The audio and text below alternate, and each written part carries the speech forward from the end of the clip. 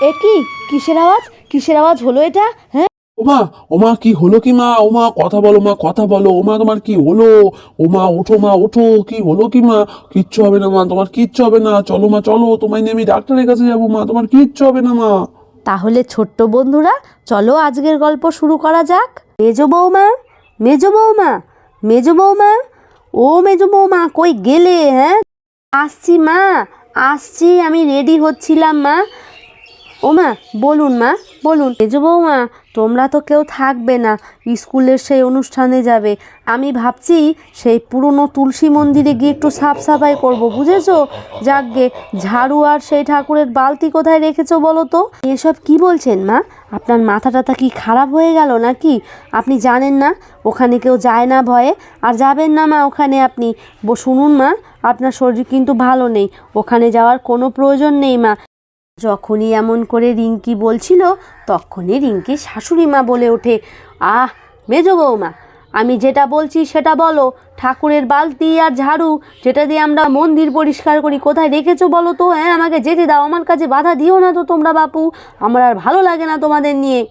আমি ভালো করেই জানি মা, আপনি শুনবেন না।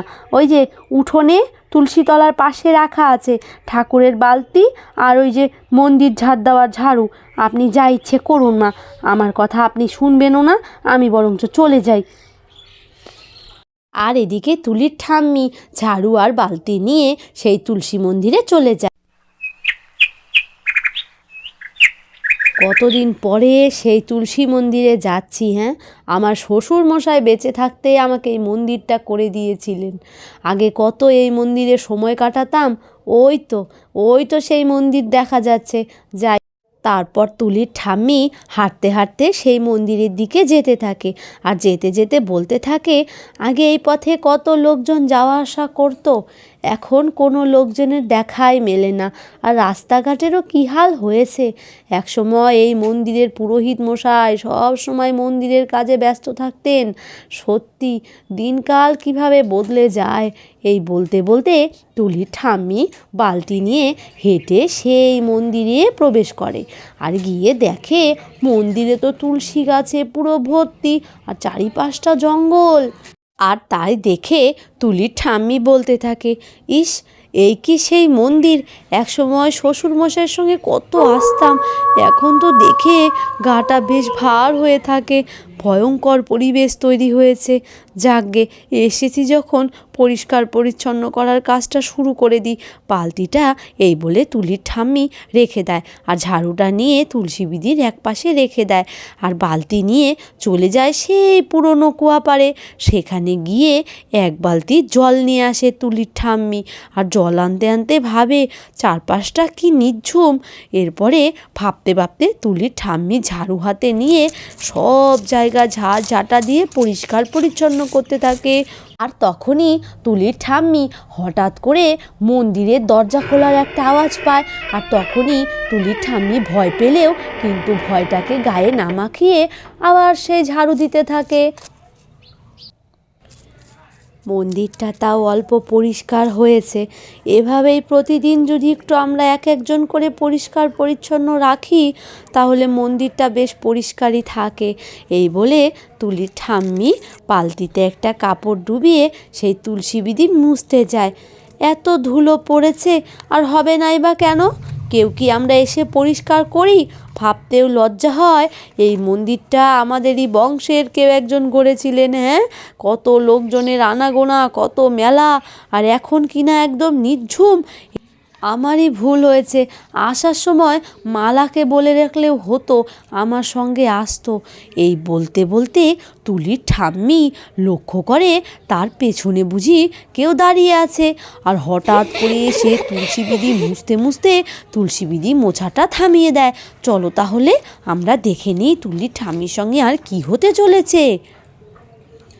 পরিষ্কার তো হলো আপাতত, কিন্তু কেমন যেন গাটা আমার ভারী ভারী হয়ে আসছে। কই কাউকে তো দেখতে পাচ্ছি না, মনে হচ্ছে কেউ যেন একটা আওয়াজ করলো। কোথায়? কেউ তো নেই। আমার কেমন যেন একটা ভয় ভয় লাগছে। এই বলতে বলতে তুলির ঠাম্মি আবার সেই তুলসী পিতি মোছার কাজে লেগে পড়ে আর মনে মনে ভাবতে থাকে, এটা তো ভগবানের স্থান, এখানে কোনো খারাপ কিছু থাকতে পারে না। এই বলতে বলতে তুলসীর বিধি আবার যেই মুছতে যায়, তখনই তুলির ঠাম্মি মাথা চক্কর দিতে দিতে ঠাস খেয়ে তুলসী তলায় পড়ে যায়। আমার এমন কেন হচ্ছে? আহ খোকা, বড় বৌমা, বড় বৌমা কই গেলে? বড় বৌমা, আমার এত খারাপ কেন লাগছে? আমি মেজো বৌমার কথা কেনই বা শুনলাম না? আর তখনই তুলির ছোট কাকু বাড়ি থেকে তার মাকে না দেখতে পেয়ে এই মন্দিরে আসার কথা শুনে সেও ছুটে চলে আসে তার মাকে ডাকতে। আর এসে দেখে মা তো কোথাও নেই। ইস, এই জায়গাটা কি ভয়ঙ্কর! হ্যাঁ, আর মাকে আজকে এখানেই আসতে হলো, আর এসেছে কাউকে সাথে আনেনি। মার দিন দিন এত বুদ্ধি হাঁটুর নিচে নেমে যাচ্ছে যে কি বলবো। হ্যাঁ, কারোর কোনো কথা শুনে না, কই যে গেল, এদিকেও তো দেখতে পাচ্ছি না। একেই মা, ওমা, কি হলো কি তোমার?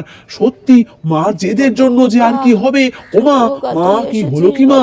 ওমা ওঠো, মা ওঠো, ওমা কথা বলো, মা কথা বলো, কি হয়েছে মা? ওমা কথা বলো। এ কি, এখন আমি কি করি? ওমা, ওমা কথা বলো মা। না না, এভাবে হবে না। ওমা আমার কোলে এসো, মা কোলে এসো, তোমাকে এক্ষুনি বাড়ি নিয়ে যেতে হবে। ওমা তোমার কিছু হবে না মা। ছোট খোকা, ছোট খোকা, আমার একটু জল দে ছোট খোকা, আমার একটু জল দে, আমার শরীরটা খুব খারাপ লাগছে ছোট খোকা, ছোট খোকা। তখনই তুলির ছোট কাকু বলে ওঠে, ওমা তোমার কিছু হবে না মা, তুমি মনে সাহস রাখো মা, তোমার কিচ্ছু হবে না মা। ওমা আমি আছি মা, আমি আছি, আমি এসে গেছি মা, তোমার কোনো ভয় নেই।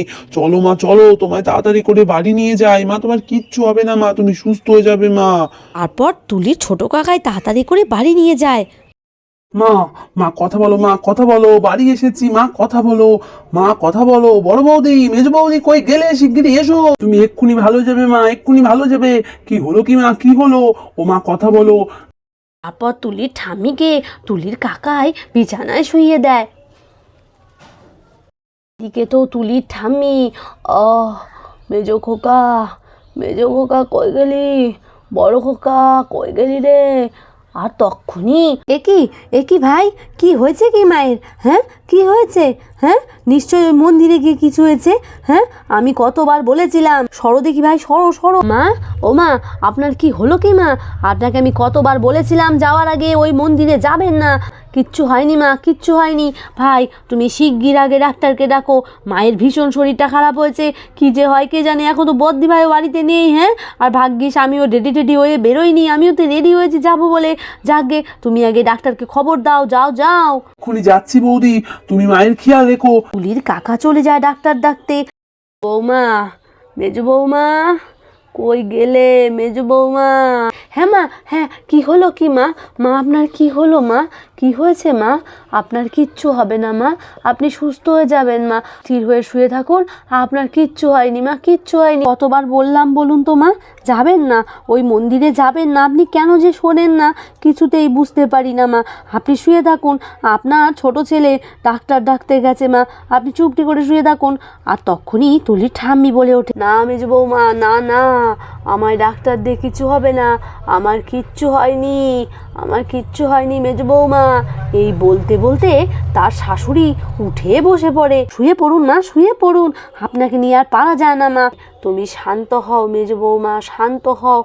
কি হয়েছে জানো তো, ওই মন্দিরে গেলাম আমি, পরিষ্কার বেশ ভালোই করছিলাম সব কিছু, হঠাৎ দেখি কি একটা যেন চোখের সামনে ভেসে উঠলো আর মাথাটা চক্কর দিল। যাই হোক, কিছু হয়নি। হয়েছে কি জানো তো মেজো বৌমা, আমাদের এই বংশের উপর ভগবানের রাগ আছে গো, বুঝেছো? মন্দিরটার কি হাল হয়েছে। হ্যাঁ, শোনো শোনো, বড় খোকাকে খবর দাও, আর ভালো একটা দিন তারিখ দেখে আমরা ওই মন্দিরে জাঁকজমক করে পুজো করবো, বুঝেছো? তাই যদি হয় সে তো ভালো কথা মা, আমিও তো চাই মা ওই মন্দিরটা একটু ভালো করে পূজিত হোক। আমি আর আজকে কোথাও যাব না, দিদিভাইরা কেউ বাড়িতে নেই, ভাগ্যিস আমি যাইনি। আপনি একটু বিশ্রাম করুন মা, কেমন? বেশ বেশ। তো শোনো বৌমা, ডাক্তার আনতে হবে না, ছোটো খোকাকে ফোন করে না করে দাও। আর ছোট্ট বন্ধুরা, এর পরবর্তী পর্ব কিন্তু দেখতে ভুলো না। ওই মন্দির নিয়ে আর কি হতে চলেছে।